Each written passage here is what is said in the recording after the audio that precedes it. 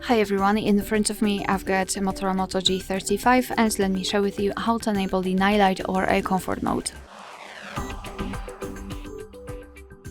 So let's start with opening the settings, and here we have to scroll and find the display. Let's tap on it. Then we have to enter the option called night light, so we can turn it on without the customization just by tapping on the switcher, and you can see that the screen turns a little bit yellowish or amber. It is in order to filter the blue light. You can customize it just by tapping on this option itself, and here we've got this intensity switcher. By going to the left you can make it cooler, and by going to the right warmer. You can also schedule that feature.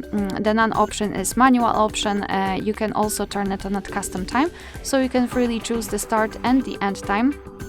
And of course your device will apply the mode accordingly, or you can turn it on from sunset to sunrise, and basically it means that your device will automatically decide when the sunsets and sunrises are at its location based. So this is the customization of the night light in this device, and if you want to have much faster access to this option, simply unroll the top bar.